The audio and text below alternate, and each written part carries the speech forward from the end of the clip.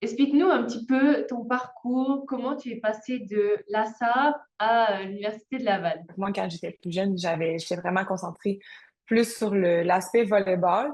Je faisais de l'athlétisme 2 fois par année, par-ci par-là, pour les régionaux, les provinciaux. Puis par la suite, en secondaire 5, j'avais fait des démarches pour aller jouer au volleyball en division 1.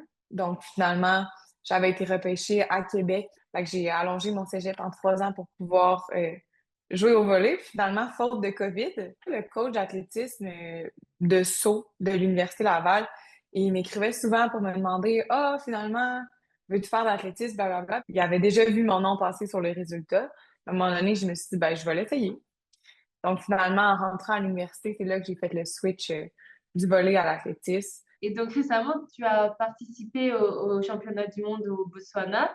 Est-ce que c'est une fierté ou quand même un petit peu de déception vu que finalement tu as été réserviste? Plus une fierté, je veux dire, qu'une déception. Tu sais, c'est sûr qu'une fois là-bas, on s'attend un peu à tout, mais tu sais, moi, à la base, en novembre, quand que j'ai été mis sur le pôle de relais canadien, dans le fond, du 4 fois 100 mètres, j'avais pas beaucoup d'attentes. C'est déjà plus que les attentes que j'avais.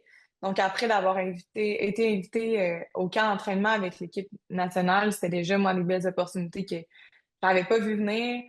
Puis là, une fois qu'ils ont annoncé finalement l'équipe pour les mondiaux, je me disais, crime, à la base, tu sais, je savais même pas que ça faisait partie de mes objectifs, ces championnats-là. Fait que là, oui, c'est sûr qu'après, tu te dis, ben, rendu là, on va se viser de courir. Puis là, finalement, quand ça n'arrive pas, ben, il y a une petite déception, mais en même temps, juste d'être là-bas, pour moi, c'était ma première équipe nationale. Fait que je pense que c'était déjà une fierté d'être là-bas.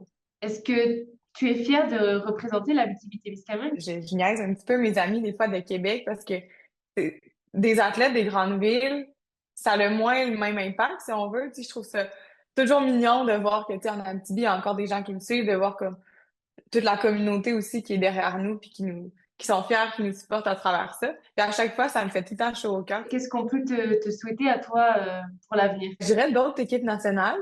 Puis là, tu sais, dans le fond, ça, c'était une compétition avec les équipes de relais. Mais il y a aussi les équipes nationales, dans le fond, qu'on peut faire en épreuve individuelle, que là, on est assuré de courir une fois que tu fais l'équipe. Donc, ouais, je dirais les équipes nationales en épreuve individuelle. Prochainement, il y a les championnats panaméricains qui vont avoir lieu en fin juin. Puis les Commonwealth, donc les Jeux du Commonwealth, à plus à la fin juillet. Donc, je me croise les doigts, puis on va travailler fort pour ces équipes-là, peut-être.